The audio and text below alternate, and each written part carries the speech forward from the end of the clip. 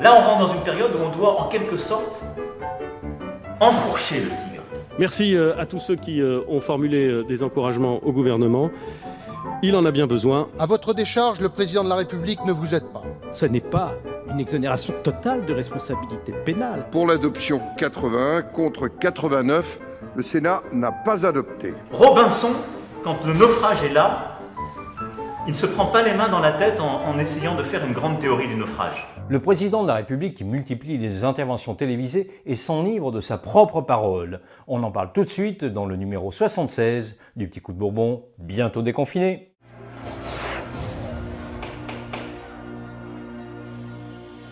Mais que lui arrive-t-il? Depuis le 1er mai, Emmanuel Macron s'est adressé aux Français à 4 reprises. Avec le confinement, on va finir par croire qu'il habite à la maison. Le vendredi 1er mai, il nous promet le retour des cortèges chamailleurs. Avec cette volonté forte, retrouver, dès que possible, les 1er mai joyeux, chamailleurs parfois, qui font notre nation. Comme celui de l'année dernière.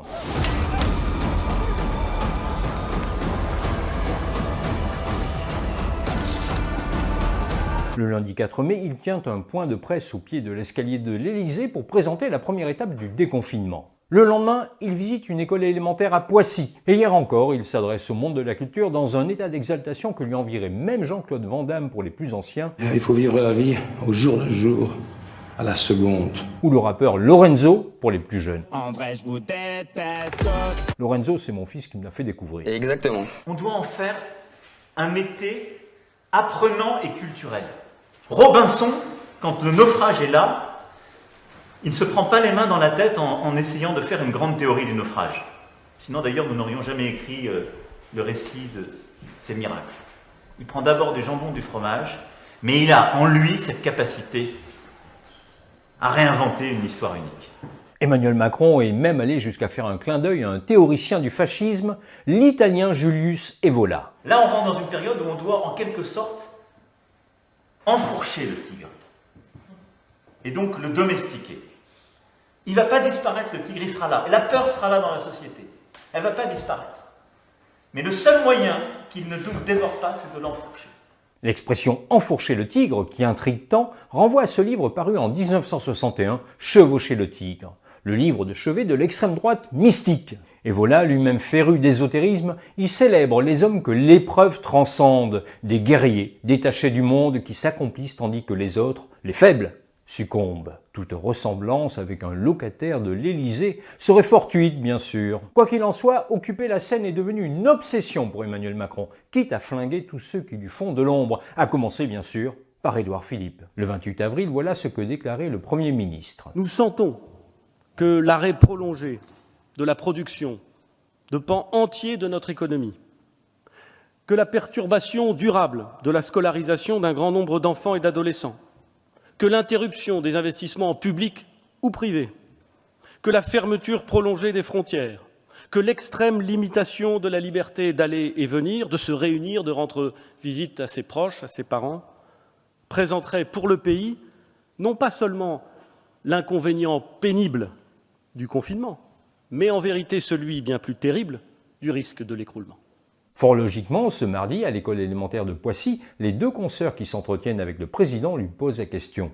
Réponse de celui-ci. L'écroulement économique, vous le Non, craignez ? je n'ai pas ces grands mots. Je mesure avec vous le choc massif économique. Ces grands mots. Sous-entendu, le Premier ministre dramatise. Pour un peu, il nous dirait qu'il a peur. Un deuxième exemple de cette belle entente au sommet de l'État. Lundi, à l'Élysée, Emmanuel Macron commente la séquence qui s'ouvrira le 11 mai. Il faut l'aborder avec beaucoup d'organisation, de méthode, avec aussi beaucoup de calme. Il faut le faire avec beaucoup de pragmatisme et de bonne volonté. C'est ça l'esprit qui est le nôtre. Donc moi, je veux rassurer nos concitoyens. Le Premier ministre était il y a quelques instants au Sénat pour aussi expliquer cette stratégie. Et voilà comment le Premier ministre conclut au même moment son intervention au Sénat. Merci à tous ceux qui ont formulé des encouragements au gouvernement. Il en a bien besoin. Tout est dans ce soupir. Le président de la République qui n'écoute plus personne, ivre de sa toute-puissance dans cette séquence historique. Les Grecs appelaient ça l'hubris, la démesure, la folie des grandeurs. Et le Premier ministre qui essaie d'assurer l'intendance, tandis que le doute galope dans le pays. Toutes les enquêtes d'opinion concordent sur ce point. Même l'opposition a pitié de l'hôte de Matignon. À votre décharge, le président de la République ne vous aide pas.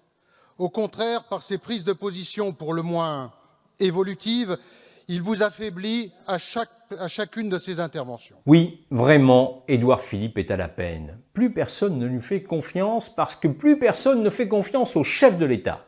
À commencer par les sénateurs. Mardi, ceux-ci ont voté contre la déclaration de déconfinement du Premier ministre. Un camouflet sans conséquence puisque le plan s'appliquera, mais un camouflet quand même. Pour l'adoption 81, contre 89, le Sénat n'a pas adopté.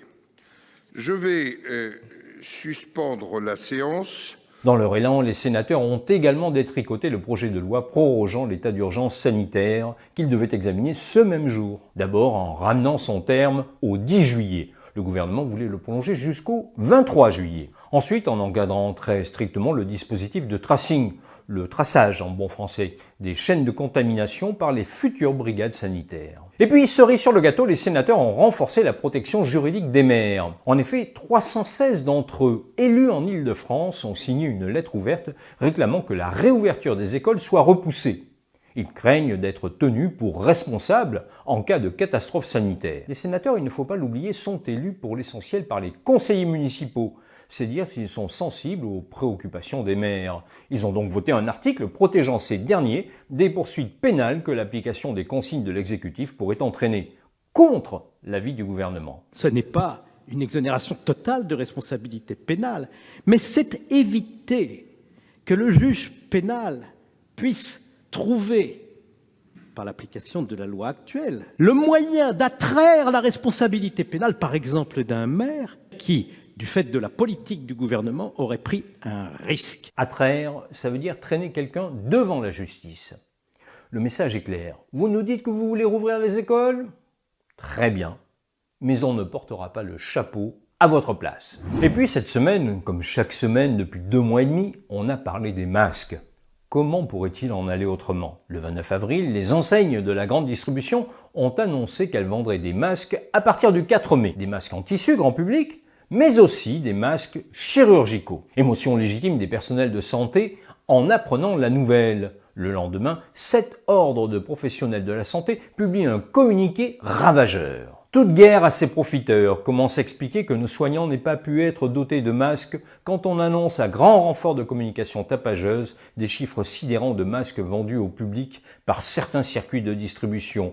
Où étaient ces masques quand nos médecins, nos infirmiers, nos pharmaciens, nos chirurgiens dentistes, nos masseurs kinésithérapeutes, nos pédicures podologues, nos sages-femmes, mais aussi tous nos personnels en prise directe avec la maladie tremblaient et tombaient chaque matin. Interpellé, le ministre de la Santé, Olivier Véran, puis le Premier ministre démente l'existence de tout stock, comme la Fédération du commerce et de la distribution. Mardi, à l'Assemblée, lors de la séance des questions au gouvernement, la députée France Insoumise Mathilde Panot revient à la charge. Adrien Taquet, secrétaire d'État auprès du ministre des Solidarités et de la Santé, lui répond. Les chiffres avancés par la grande distribution que vous évoquiez, de l'ordre de plusieurs centaines de millions de masques chirurgicaux, ne correspondent pas à ce qu'il y a en stock aujourd'hui, mais aux commandes qui ont été passées il y a de cela plusieurs mois et qui aujourd'hui arrivent en rayon pour le bien et la protection de nos concitoyens.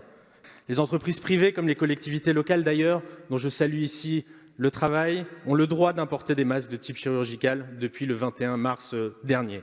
Elles sont toutefois tenues de déclarer toute commande supérieure à 5 millions de masques sur les 3 mois glissants, vous le savez. Mais il n'y a donc pas de stock caché, cette polémique n'a pas lieu d'être. Commandé depuis des mois.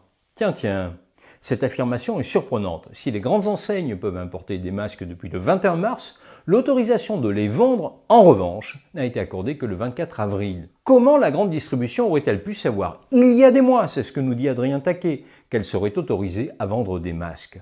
D'autant qu'il y a des mois, il fallait être sacrément fortiche pour parier sur une vente massive de masques.